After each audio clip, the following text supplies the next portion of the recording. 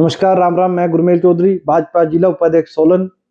मैं आज अपनी जनता से रूबरू होने आया हूं कि पिछले दिनों में देख रहा था कि हमारे यहाँ के विधायक सिर्फ झूठ बोलना जानते हैं और अपनी कोई उपलब्धि, अपनी सरकार की कोई उपलब्धि उनके पास नहीं है। वो सिर्फ और सिर्फ जो केंद्र सरकार द्वारा योजनाएं हैं उनको दिखाकर वाहवाही लूटना चाहते हैं। जैसा कि सभी को पता है कि जो रामशहर साई से लेके धर्मपुर तक, ठाणा तक जो रोड है, वर्ल्ड बैंक द्वारा दिया गया रोड है, जो बरोटीवाला तक बनना है। जो रामशहर से लेके धर्मपुर भूपनगर तक बन गया और अगले पैच का काम शुरू हो गया है।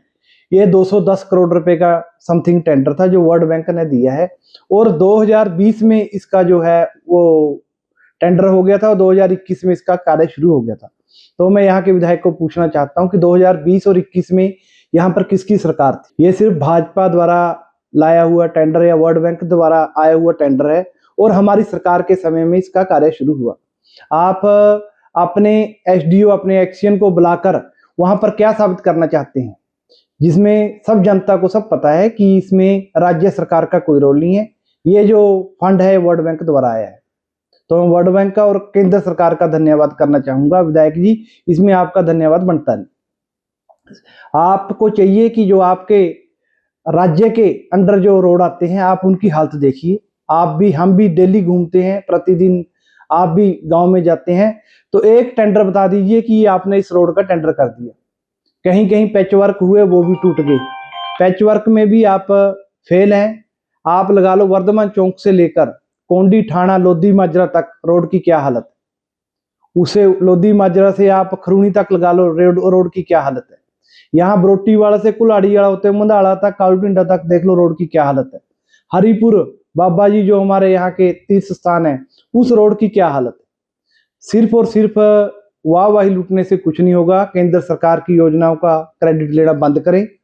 और आप गांव में जाते हैं, वहां ट्रांसफार्मर की आप घोषणा करते हैं।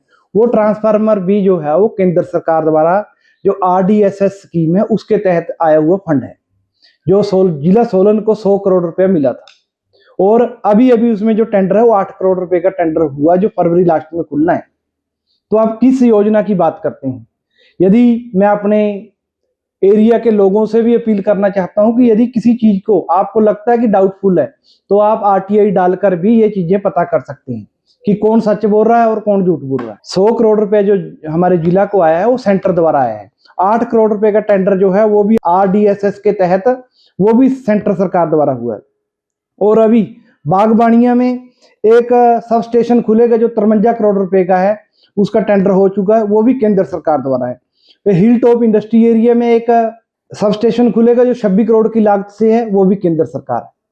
तो हम केंद्र सरकार का धन्यवाद करते हैं, मोदी सरकार का धन्यवाद करते हैं, जो समय टू समय हमें जो योजनाएं मिल रही हैं।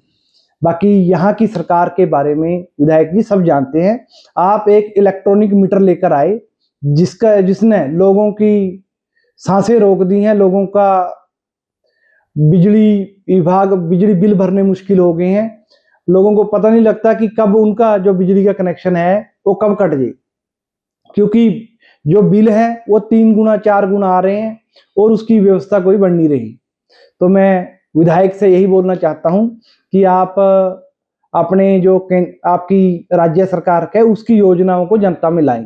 आपके पास दिखाने के लिए कुछ नहीं है।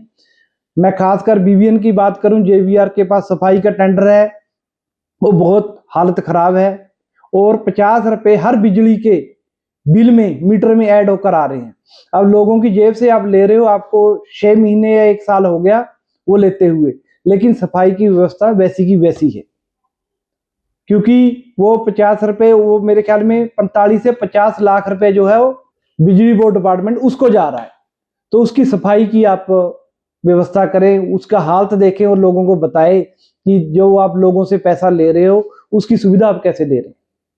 तो मैं फिर जनता से अनुरोध करता हूं कि जो हमारे विधायक है झूठ बोलने में माहिर हैं, इनकी झूठी बातों में ना आए।